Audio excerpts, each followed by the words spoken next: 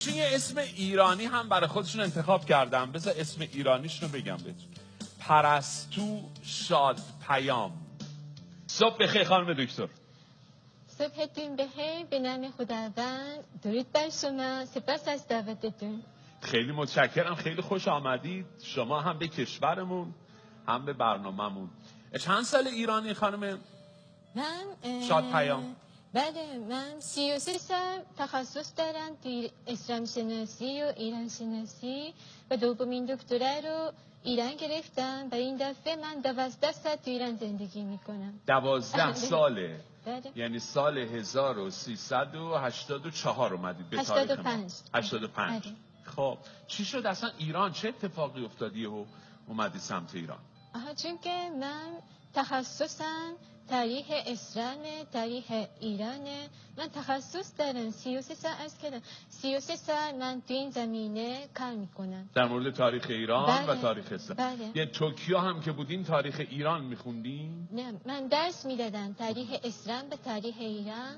درس میدادم تو دانشگاه توکیو توس قبل از این که دومین دکترا رو تو ایران بگیرم. دکترا داشتم و تدریس میکردم و دعوت شدن دومین دکترا رو تو ایران بگیرم. خب داشتم توی دست نوشته های شما یادداشتاتون میخوندم که اشاره کرده بودیم به جاده ابریشم.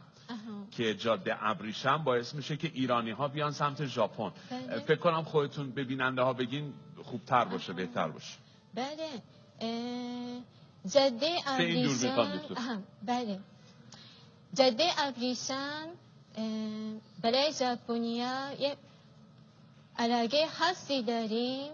جاده ابریشم وقتی به انگلیسی هم میگن سیلک رود، وقتی میشنویم خیلی حالت مقدسی داره که همه رومانتیک میشن، یعنی خیلی دوست دارم. جاده ابریشم یعنی برای فرهنگ شما خیلی اهمیت ویژه داره و رمانتیکه.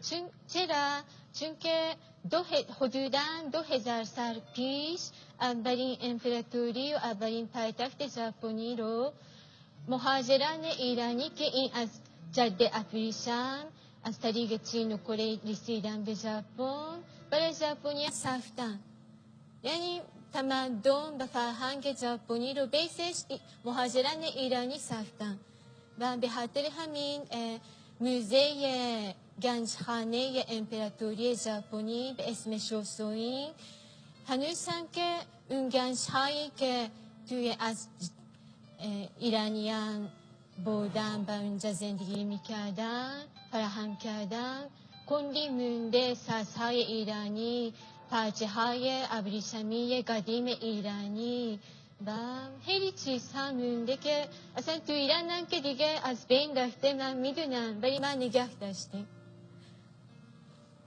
و فقط این نیست، ما تو ژاپن خیلی شباهت داریم که ایرانی هم که میدونن، هی میگن که ژاپنیا رو دوست دارین. تو ایران خیلی میشنوم که خانواده دوستن، نیاکانشون خیلی احترام میذارن. چرا؟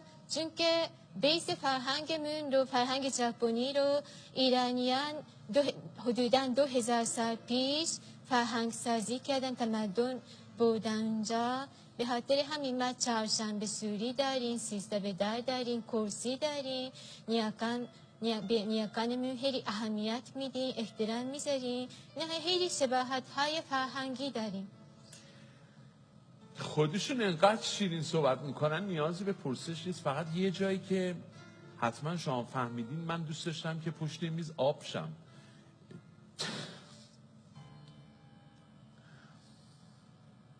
حالا دیگه اصلا بحث سلفی و آشغال ریختن تو ساحلا و خط کشیدن رو صندلی هواپیماها و اینا رو ولش کن. همین که گفت ما نگرشون داشتیم اونا رو شما خودتون نابودش کردید. خیلی بده. یعنی بذار بلند بگه الان خانم دکتر دیگه عضو خانواده فرهنگی ماست.